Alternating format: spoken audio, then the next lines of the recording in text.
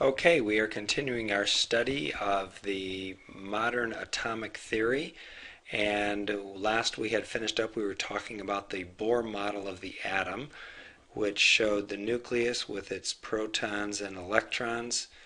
And from the nucleus, there were quantized energy levels that only existed at certain distances from the nucleus. And Niels Bohr would have described this as the electron moving in orbits around the nucleus. Unfortunately, however, this model worked well for hydrogen, but it was not true of any of the other atoms on the periodic table. It's very useful in describing the energy levels for hydrogen, and the math that he did was beautiful and works today, but that same math would not work for any other element.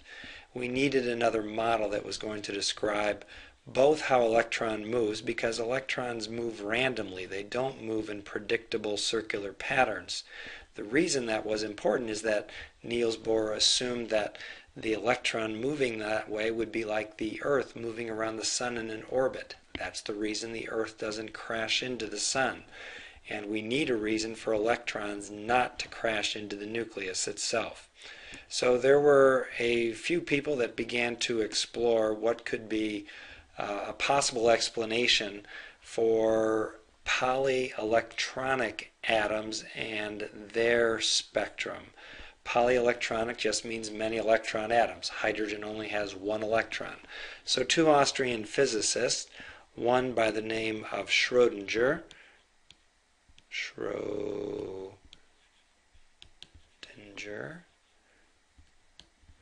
and a fellow physicist, a guy by the name of de Broglie, began to think about electrons as exhibiting not just the particle behavior, but also the wave behavior and the stream of photons, just like light does. So maybe electrons acted not only like particles, that would be the analogy to the photons, but they also behave like waves. And wave behavior is kind of what you would see with light energy. Light energy can bend around corners a little bit. Light energy moves very, very fast. And so what Schrödinger did, he basically proposed a mathematical model. And this mathematical model is very complicated. It deals with calculus and three-dimensional wave functions that are way beyond what we need to know. But it actually worked. It described very well what the electrons were doing in an atom. So to understand this, what we want to do is have an analogy for kind of what he figured out. So what we're going to do is we're going to pretend in the backyard there is a light. It is pitch black out, and this single light bulb is glowing in the middle, and we're going to put a mosquito in the yard and track where it goes. And every time it stops someplace, we're going to make a little mark. And that mark will indicate that this is where the mosquito is. He tends to spend a lot of time around the light bulb, but he moves rather randomly, and we don't know where he's going to be. He can be way over here or here at the neighbor's house, but as time goes on, every second that we track it, we notice that he tends to spend a great deal of time around a light bulb.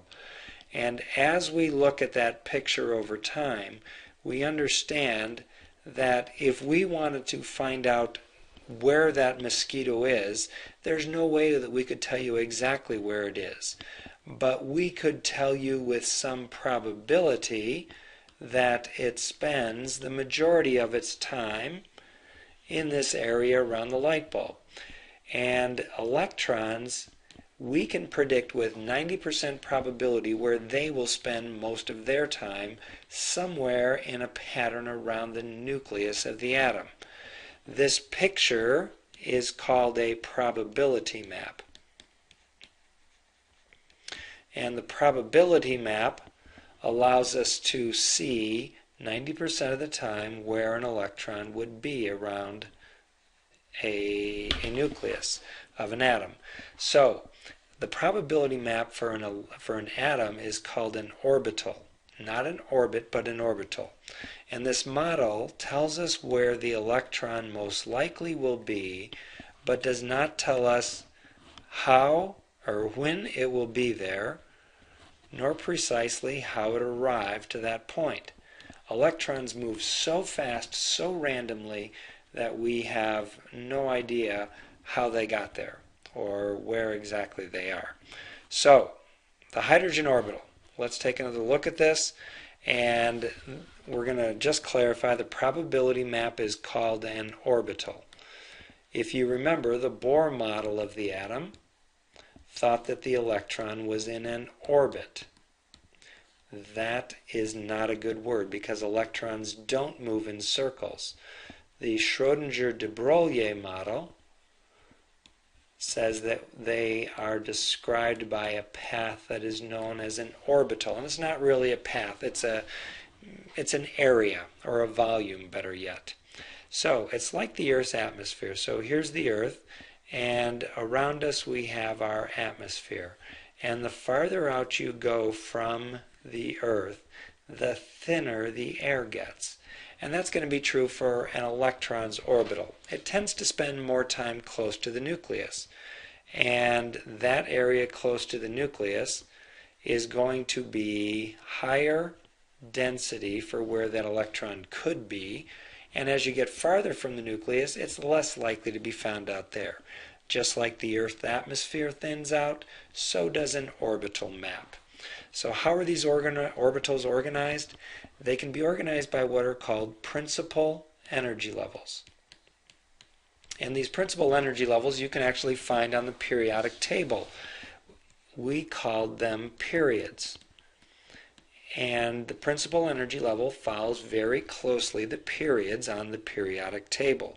We label those with integers, such as 1, 2, 3, 4, 5, 6, 7. And those integers describe different places where electrons will hang out. So if the nucleus of the atom is here, then principal energy level 1 is there. And I'm trying to draw the whole three-dimensional orbital. Of course, I can't draw three-dimensional on two-dimensional surface. And then the third energy level, or the third period, way up there. Fourth energy level, fourth period, way up there. So there's a big distance between the first and the second. The distance between the second and the third is smaller, and the third and the fourth is smaller yet. So the orbital, or the energy levels, get closer as we go farther up. So just take note that within every principal energy level, there is a sublevel. The first principal energy level has one sublevel, the second has 2, the third 3, and the fourth 4. As long as we're here, let's fill in something. This isn't going to make sense for, well, let's say for a week's time, but trust me that you'll get used to seeing this. In the first principal energy level, we have one sublevel which is called an S sublevel. And since it's in the first energy level, we label it 1s. Well, that S appears also in the second energy level, and we call it 2s. And then there are also 2p. These are just places where electrons live, so to speak. And then we have 3s, followed by, of course, 3p. And then we add to that 3d. And don't worry about what the letters mean. Actually, I won't explain what the letters mean, but I'll explain how they get used later on. And then the fourth energy level, you can guess the first three. Yes, they are 4s, 4p, 4d, and to this we add 4f. And there's going to be some confusion around this. Don't worry too much about that. So the principal energy levels in a hydrogen atom, and any atom actually, contain what are known as sublevels. And these sublevels contain spaces for the electrons that we call orbitals. So the orbitals are organized within sublevels, the sublevels within the principal energy level. The principal energy level 1 contains space for just one sublevel, 1s. That corresponds to one type of orbital. principal energy level 2 has space for 2 sublevels. And just between us, that's the 2s and the 2p. Level 3 has 3 sublevels, 3s, 3p, 3d. So the idea is that if you were in a stadium, you have, or a theater in the round, you have either the playing field or the stage where the actors are. Then nearby, you can only fit a certain number of seats because of the circumference of the circle. The farther out you go, the circumference increases and you'll be able to fit more seating. So as a result of this, there's more electrons that can exist farther away from the nucleus than there can be near the nucleus itself. So let's go on. The orbital labels. The number tells us the principal energy level,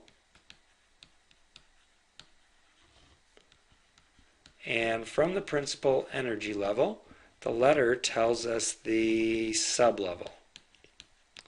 And within the sublevel, there are, of course, orbitals. As the energy levels increase, the distance from the nucleus also increases. So higher energy level, higher or farther from the nucleus it gets. So think of the orbitals as apartments in a large building. They are possible addresses where an electron can be found. So in the 1s has only one orbital, 2s has one orbital, and 3s has one orbital, 4s one orbital. So anytime you have an s, there is only one orbital. P, which first appears in the second energy level, has 3 orbitals. D, which first appears in the third energy level and then continues the fourth, the fifth, the sixth, has 5. So you're seeing the pattern 1, 3, 5, and so F is going to have 7. Let's try and put this together a little bit, and we'll say in the sublevel S, it has the shape of a sphere. The P has the shape of a dumbbell. D mostly has the shape of a 4-leaf clover. And then F just gets really wild, so we won't even try to explain them. For S, in any given orbital, so the S can only have 2 electrons. P, any orbital within P can only have 2 electrons. Any orbital within D can only hold 2 electrons. Within F, just 2 electrons. And within S, there's only 1 orbital. In P, there are 3, D, 5, and F, 7.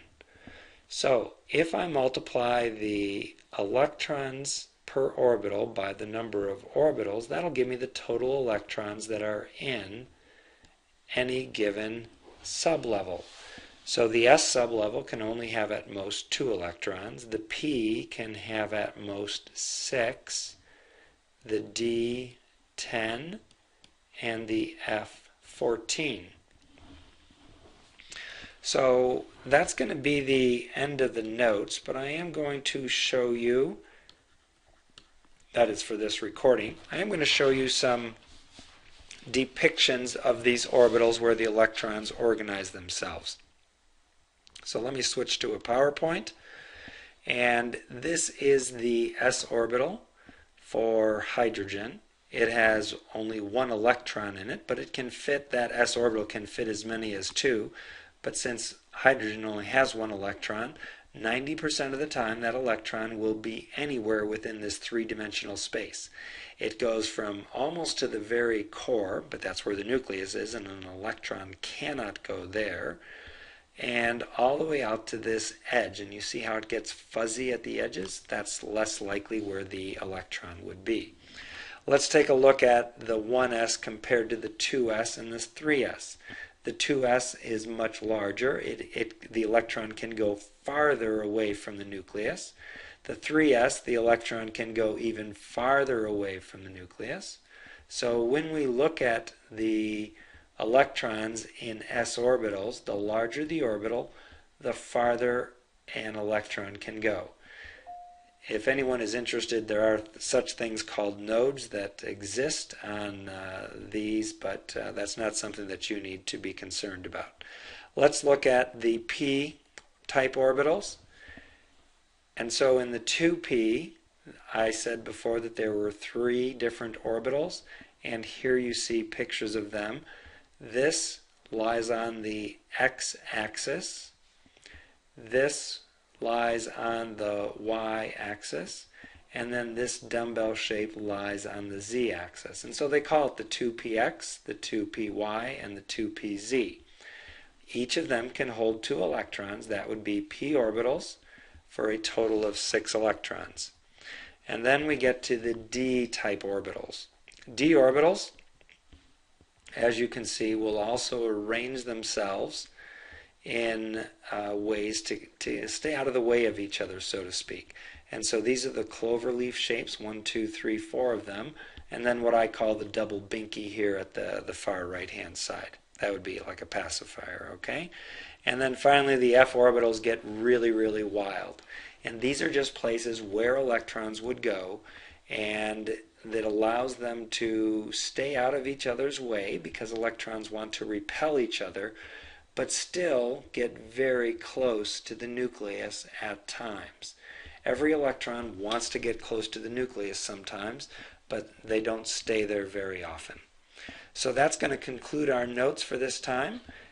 We will finish up the rest of the notes in class as atomic theory gets a little bit more complicated.